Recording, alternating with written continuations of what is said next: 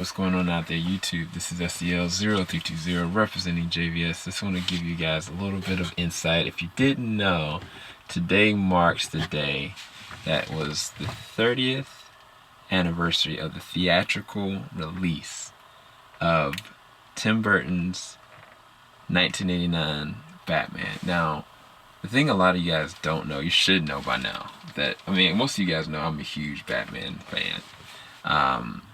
Part of the reason why I'm even a DC fan at all is because of this movie, because of the things that were laid in foundation for this movie. But technically, this is one of the first movies I ever seen. I even remember, I don't know how old it was, maybe like it was 2 or 3, I can't remember. But when the movie got released out on VHS, I didn't see it in theaters, but when the movie got released out on VHS, at the time, we had a VHS player, and my dad I don't know if he got it from somebody else or if he got it, either way, he just brought it home, and I was like, all I read was this Batman, and I was like, I want to see this. And like, I remember like they were kind of a little bit apprehensive because they knew it was like a really adult movie, and they had never seen it before either. And then like it marked me for life. Like I legit could re-go through the entire movie from right now all the way into the end. If you guys ever want me to do that, I can always do that. But the movie itself did a couple different things for me as a movie critic, as a director, and as an artist, personally, because it made me embrace the reality that there are amazing people that also deal with darkness. There is an interesting art form where you could have like a superhero element, but then keep it very grounded and keep it very gritty at the same time. Like the art of like acting, you know what I'm saying? Like what Jack Nicholson was able to do and what even Michael Keaton was able to do is a credit to the craft of acting. You know what I'm saying? Like nobody ever thought that Michael Keaton could pull off the Batman persona. You know what I'm saying? They just saw him as the pretty boy.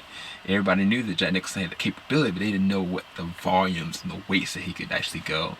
And it made me fall in love with the craft of film. You know what I'm saying? As a director, like Tim Burton did with that, like, this weird man was able to give us something that no one ever thought capable. Even you can go with the Christopher Reeve Superman, but like what they were able to accomplish with this, it's just keeping it grounded, keeping it gritty, keeping it fresh, but unlike anything anybody ever seen before, was what this movie was identified as.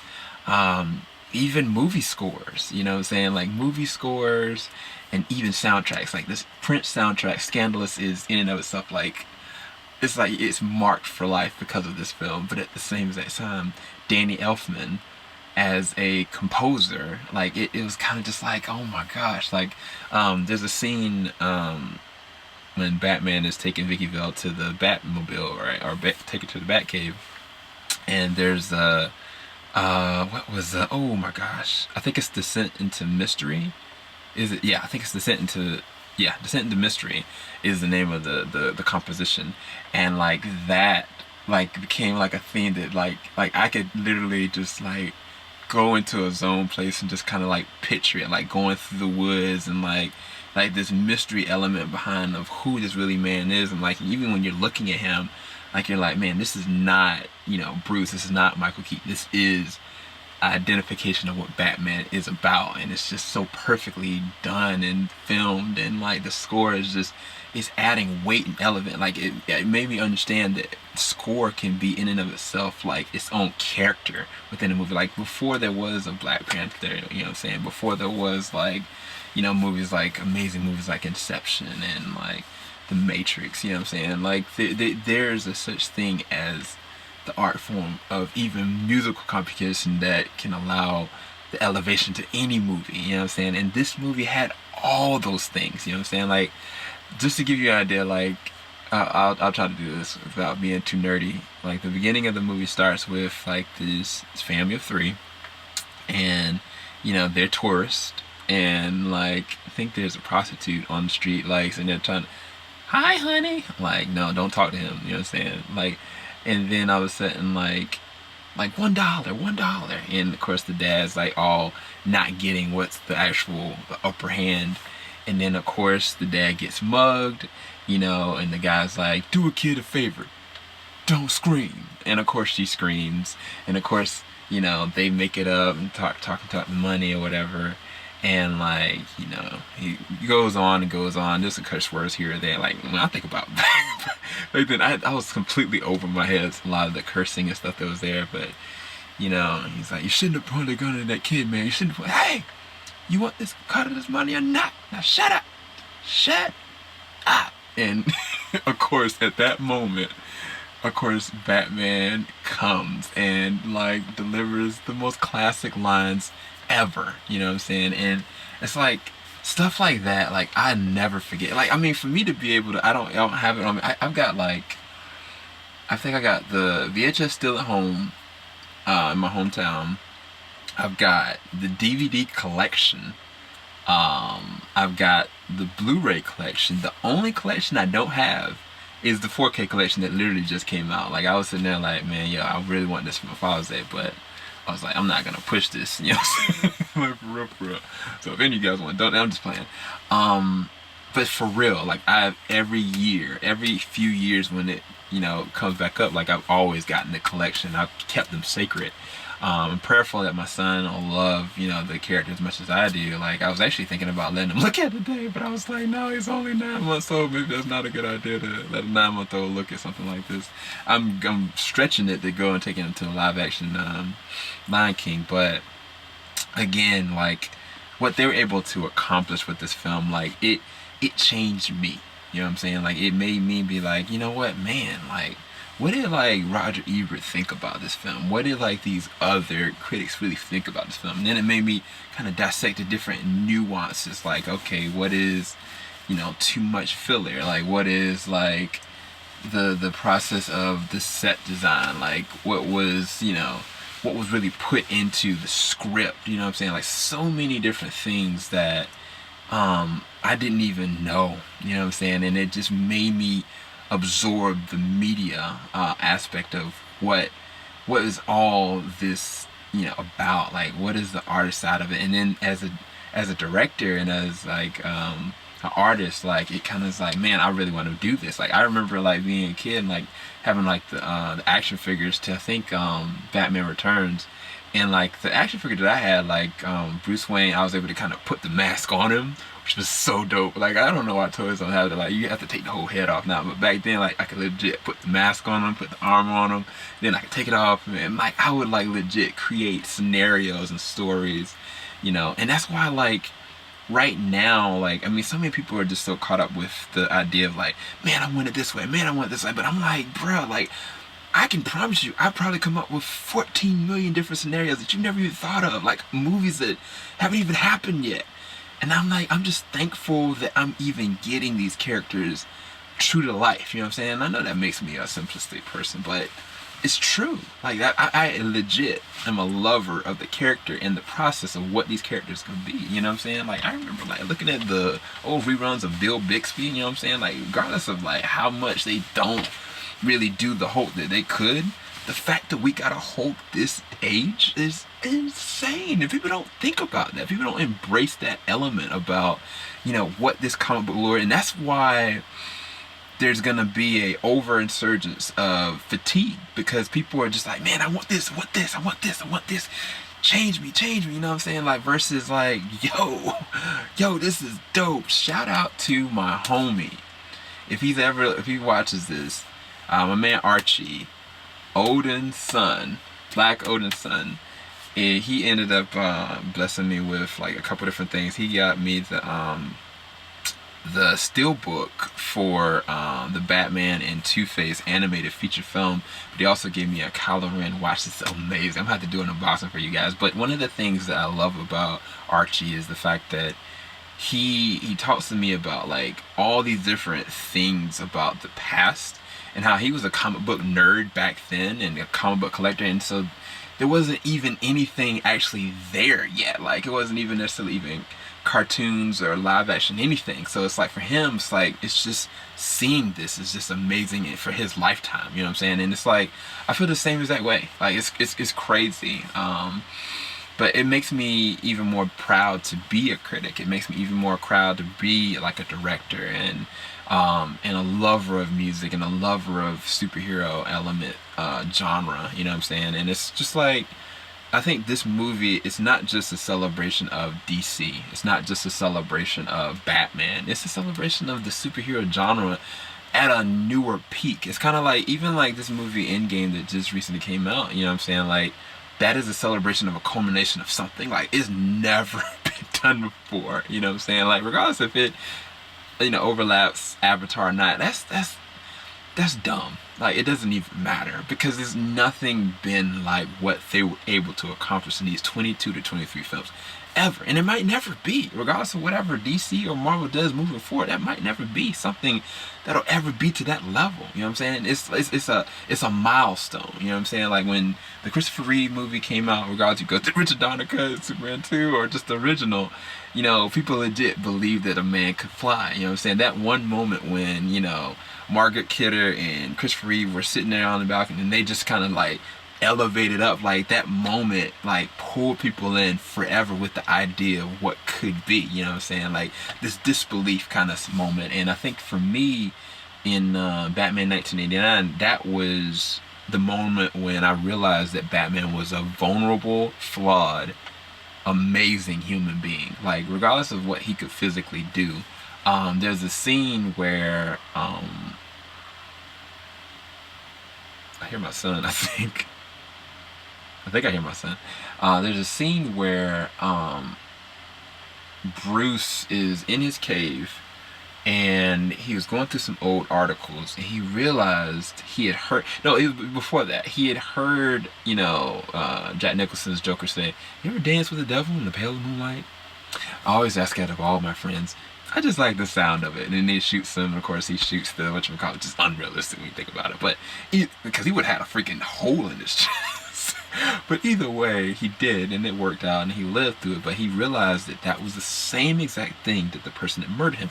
And I didn't know. Like for years, I was like, this is the origin of Batman. And that's the genius of the script and the directing that your boy Tim Burton did for this. I'll forever be a Tim Burton fan because of this choice to connect these characters, literally cemented forever, because instead of it being somebody else, it was Jack Napier who ended up being the Joker that killed his parents. And then this moment of weight just flushes in on him and you feel it, like it's acted so well. And it's kind of like, that is the sadness and at the same time the elevation of the character, because it was like this conversation he had with Vicky Vale was kind of just like, you know what I'm saying, like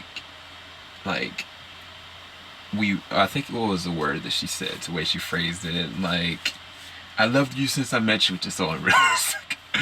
But it wasn't just another night for either of us, was it? Like, we both, you know, fell for each other, right? Why won't you just let me in? And the dude says the most G line ever. I'm trying to be quiet because I don't want to wake up my son. Like, he was like, "You got in." And she was like, "I don't know what to think about this. I really don't." And he's like, "Sometimes I don't know what to think about this. It's just something I have to do." And she asked, "Why?" "Because nobody else can." And he's like, "Look, I'm trying to avoid this, but I can't. He's out there right now, and I gotta go to work." And it's like it doesn't matter how much he loves her, no matter how much he maybe really would benefit psychologically from moving away from all this. He knows what his role is, even as a mortal, even as a human being. And that's like any firefighter, any police officer, any federal employee, like this call to duty that you have, you know what I'm saying, responsibility. And it's like, regardless of like him, like legitimately maybe have had like a psychological break because of this moment that happened in his past, like it platformed his life forever and everybody else around the city. And yes, it maybe was a placeholder that created all these other, you know, crazy people, but at the same as that time he did what he thought was right. And it's kind of just like that marked me as a human being, you know what I'm saying? Like, it's like, yeah, I might have like this lover of comic books and be like this nerd, and then I might be a sports fan and be an athlete and love working out, and then on the other side of this I have a relationship with God and love like being like a believer. You know what I'm saying? Like, there's so many different facets of me that it's just fine. But there has to also be a responsibility and a focus to do right by your fellow man. And that's kind of just like, I know that's deep and weird, but I mean, the movie legit marked me for life. And it's like, even like thinking about the psychological profile of Jack Napier, of Jack Nicholson's Joker. It shows like the different definitions of evil and psychological um, man, inadequacies. I mean, like he was just broken from jump, but it's kind of like he had an actual break. And it's kind of like, to see that capability shows you that anybody could have had that defining moment. Anybody could have went down that road. And that's the thing that ties them so closely together, because they technically both had a break, but one went one way, another one went another way. And that's what makes them so amazing characters, you know what I'm saying? But I didn't mean to go this far in.